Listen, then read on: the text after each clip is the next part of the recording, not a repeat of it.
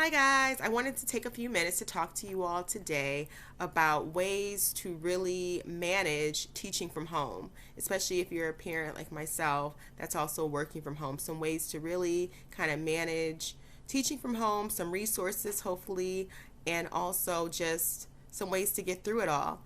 For those of you all new to the channel, I am a former teacher. I taught for 7 years here in Michigan. I taught kindergarten as well as middle school English. Um, I worked in education for quite a while until I switched careers, and now I am a communications director. I also worked in the news business before kind of settling here. So, if you want to learn more about that, you can kind of tune in and check out some of my earlier videos. But today, I just want to talk about ways and some resources and tips that I have for you on how to teach from home right now during this COVID-19 pandemic. You know, we are all going through so much. And like I said, even as an educator, this is a challenging time, especially for myself, because I'm still working from home like many of you are. You know, we're still working from home. We're trying to juggle and manage it all. And so I think it's really important that we are really intentional right now with what we're doing with our kids. And the first thing that I want to start with is you've got to really talk to your kids in a positive way about the coronavirus and about COVID and about what's happening. You know, it was just announced last week in our state. Our governor, Gretchen Whitmer, announced that our schools are not, returning. Our students are not returning to school this year. They'll be doing virtual online learning, and it's the same across the country for many of you. So, wow, it's a lot to take in, and I think a lot of us are still processing it, actually, because the reality is if there's no school, there's probably not going to be any summer camps, which means our kids are going to probably be home until the fall, and hopefully things are together in the fall. I'm really hoping for the best with that, because I just feel like the impact of this is going to be far greater than we can imagine right now. So the first things first, you want to talk to your kids. You want to have the conversation with your kids in a safe way about the coronavirus. You want to be positive, but you want to be honest. You want to tell them the importance of being safe, the importance of protecting themselves right now, and also explain to them that is the reason why we are not in school right now. That is the reason why mommy and daddy can't take you to the park right now. Really talking to them. If you need more guidance and help on that, PBS Kids, Detroit PBS Kids, I believe, has some amazing resources, and I actually have a link down in the description below to that site. But they offer some incredible resources. In addition to, I believe they even have a video that my daughter and I watched together. That was from PBS Kids. We watched quite a few videos about the coronavirus outbreak, so I could really explain to her what it meant, germs, all those kinds of things. So it's kind of been ongoing, not too much, but I talked to her about it enough that she feels comfortable, she knows what it is, but she's not worried and asking me questions. And that's the thing. You don't want your kids to worry. So having a conversation where, your concerns are not being put on them is really important. And yeah, it's natural. Like, we're all talking about this in our homes. But, it's also important to let your kid know, hey, you don't have to worry about this. Mommy and daddy are worrying about this. It's a mom and dad problem, not a kid problem. You just have to worry about staying safe, washing your hands, going over the basics with them. But in terms of all the extra, save that for the adults. There's an adult world and a kid world. So I like to say that. But definitely having the conversation about it. And now when it comes from teaching from home, again, like I said, I was a teacher. I get it. It's challenging. And it's challenging even for me being an educator. Not so much the teaching. I got that down. But, managing it with my work schedule. I still am working from home. And I have quite a pretty demanding job. I mean, they have given us a lot of grace right now. And they definitely are during this time. And I'm so grateful for that. But a lot of us don't have that. So I want to speak to just ways that you can kind of make this transition smooth. First things first is having a schedule. You got to make sure your kids have a schedule for the day. I think that's so important because if not, the day will run you. So you want to make sure you have a set schedule. There's some helpful schedules again down in the comments below. I have a helpful link to Birdie Boutique, which is a wonderful blogger who also happens to be my friend. Shout out to Joanna. Has an amazing site blog where she has over 200 resources, including schedules right there that you can download right off of her website some sample schedules if you don't already have one that is ideal or that's really working for you, or you just kind of want to see, what else is out there. So just some great tips, some great schedules, but making sure you have a schedule, one that really does work for you and work for your kids and work for your work day. I know in my household, we don't really start school and work for me until like 9 o'clock. Before then, we wake up, we have breakfast, we get dressed. I think getting dressed is kind of important. I think, not saying you have to be like dressed like in a suit and have your kids dressed in like their uniform, but putting on some clothes, getting out of the pajamas, maybe put on your daytime pajamas. That's what I like to say. Like, this is like what I call pajama chic. You can't really see the bottoms, but I have like some knit pants on some Amazon Essential knit pants. Shout out to Amazon Essentials. And I have on, just like a little shirt. So like it's like a party up top, but a little freshened up. I put a little, the light is helping. I have a little light, one of those circle lights. That's helping, but put a little powder on my face. I'm not really trying to wear a lot of makeup on quarantine, and just throw on a little red lip. Obviously you can see too, there is some, little eye magic going on, but you know what I mean? Just try to freshen up. I don't do this every day. Obviously I'm making a video, but I do try to freshen up, and I try to do that mainly. If it was just me, I probably wouldn't, just to be completely honest with you, but because I have a kid, I also have a 8-month-old, almost 8-month-old, but because I have a daughter, I like to set that example of let's kind of like get it together. Let's freshen up for the day. So we do that, and then we start our schedule. Now, the way her teaching schedule is I do like a little bit of, I have like morning wake up, kind of like bell work for her.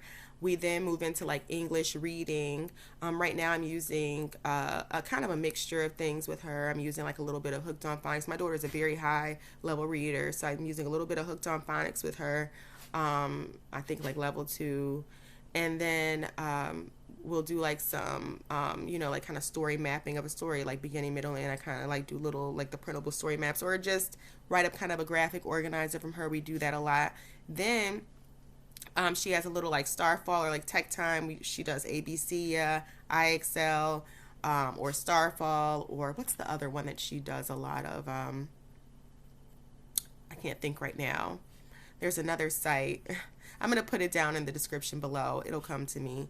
And Scholastic, excuse me. She's doing the Scholastic daily exercise. Scholastic has a great program. And speaking of that, there are tons of those educational sites right now are offering free subscriptions right now, and they are fantastic. I will also have in that Birdie Boutique link below, you can also find a link to a ton of subscriptions that are all free right now because of the coronavirus. So please check that out. So I do give her a little like 30 minutes of like educational online time.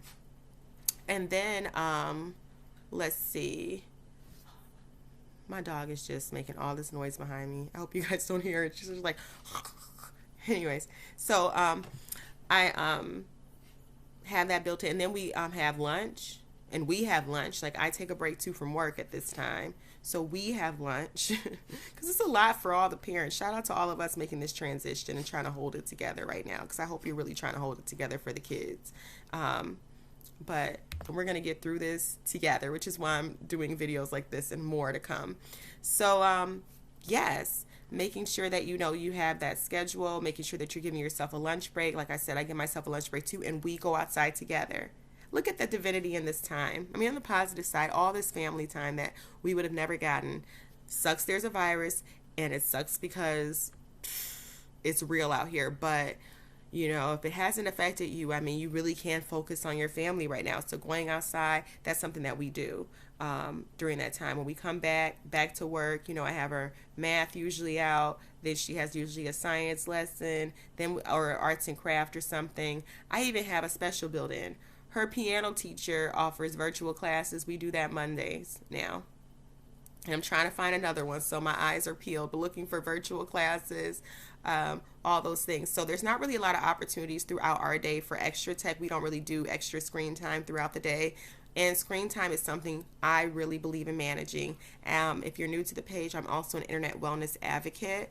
You can check out my page. The link to that is down below in the comments at EbsKnowsBest. But making sure you're managing screen time. Again, like I said, in the morning we have a little time where she does educational activities for about a 30-minute period or so. But overall, throughout the day, she's so busy with other things, whether it's arts and crafts. I even have books with like 50 activities to do when you're bored. So she knows not to come to me. And as a teacher, I'm always prepared. I'm always like overly prepared with like, you have tons of things to do. Look at your table. Her space is in our kitchen right now. And so I just make sure everything's laid out for the day. So she kind of knows too, I'm not constantly all day making things. I prepare the night before, just like a teacher. And you guys are all teachers now too, so I suggest and recommend preparing the night before. Whatever you have to print or copy or whatever the teacher has for you or whatever websites they're expected to go on, whatever the expectation is, making sure that you, kind of prepare as much as you can the night before. And I want to speak to that too, because I do know a lot of students are learning online. So of course you're learning online, yeah, which means when they're done learning, that's even more reason why they probably need to get outside, do chores. And that's what I want to speak to next.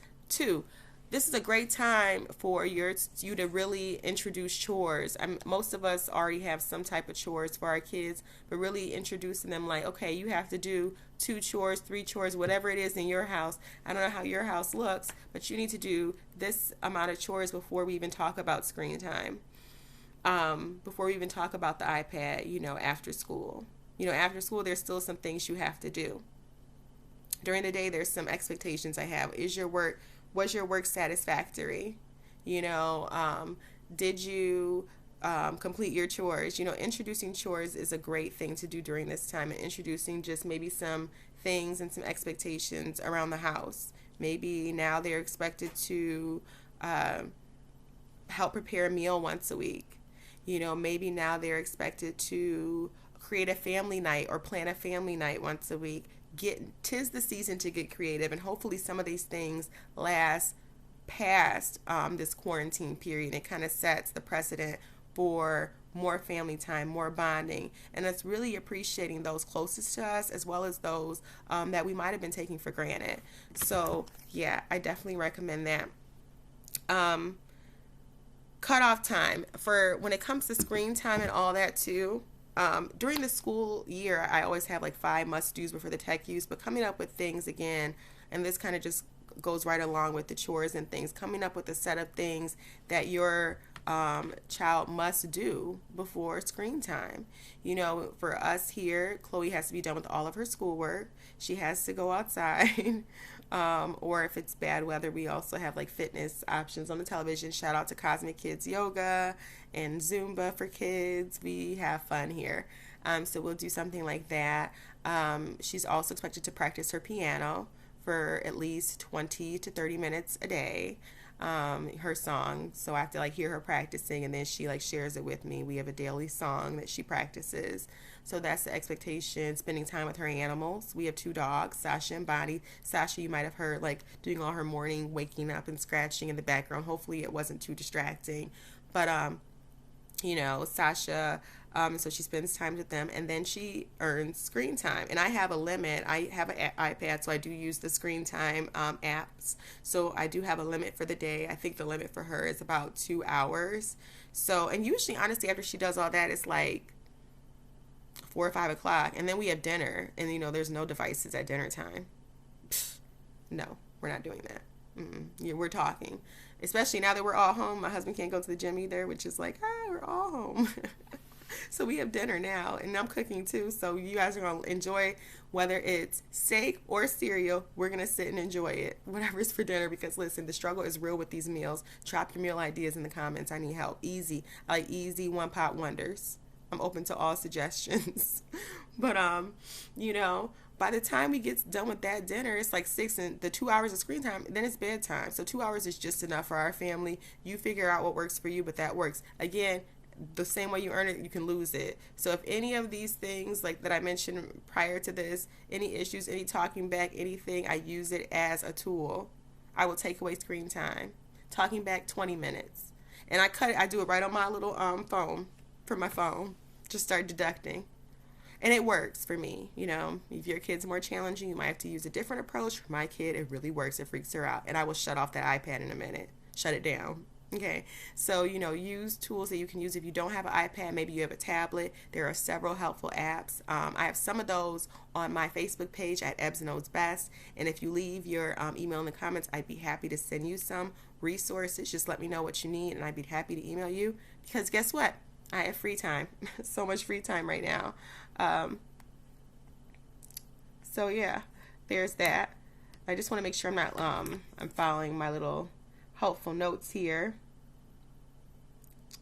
Oh yeah, another thing. So yes, managing screen time is super important throughout the day. Making a schedule for your kids right now during this transition will be super important. Planning, pre-planning will be super important this time, and being positive about what's going on during this time. Focusing on the positive. If you have a household where the news is on 24/7, the news shouldn't be on 24/7. It will drive you crazy. And I'm a person who loves the news, but I know you have to unplug. Let's all unplug. And parents, if you're asking of all this screen time and regimen and your kids to be managing their time and their screen time effectively, you have to, again, make sure you're setting the example. Got to make sure you're setting the example. Make sure you're doing the same thing. We can't require or request our kids to do something and we're not setting that same example. Last but not least, this is all the time in my household. We have a charging station just because I don't like Wi-Fi in my bedroom. I am that person. Not even because I had to read a lot. It just kind of freaks me out. Like being in your room and like you're not talking to your spouse. You're like on your phones. It's like not how I want to live my life. So we have a charging station. I usually put my phone down at like 8 at night, but for my daughter, like her tablet and everything, that's gone by like 7 because she's in bed by like 7:30. I don't play around here. 7:38. I usually, now that she's home, it's 8. I'm gonna be honest, it's like 8, but it's like a strong. But she's tired. Both of my kids, Chloe and the baby, are both way more exhausted than they were. Now, I don't know what I'm doing around here, but they are like beat by the end. We are all exhausted. It's a lot on everyone. So anyways, I hope those are some helpful tips. I'm also going to, again, the link to Birdie Boutique has over 200 activities, so that making sure that you are, again, planned and prepared for the day is key. So check out those activities. Again, they're free. Over 200 of them. There's everything from schedules for screen time to ways to talk to your kids about the coronavirus. I mean, it's fantastic, wonderful resources. She also has amazing educational resources like sight word blankets and some other just really cool things. So check that out. The link again is right below in the subscription. I hope you will like and subscribe to the page. But overall, making sure that you're really, as a family, creating a schedule that works for you will be key to getting through this difficult time. Like I said, I am here as a resource. If you have any questions or you need advice, maybe something specific to a grade level that I didn't mention, let me know in the comments below. Shoot me a message. You can shoot me a message here or on my Facebook page at EbsKnowsBest, and I will definitely get back to you. But managing it all, making sure that you're unplugging, making sure that you're finding really helpful distractions right now is going to be key through getting through this mentally strong. Remember, mind over whatever is the matter. That is going to be the key to getting through this and to getting through whatever is to come because of this. And we're going to really need it all. So lifting us all up, as I leave today. And I hope that was helpful. All right. Check you guys later. Bye.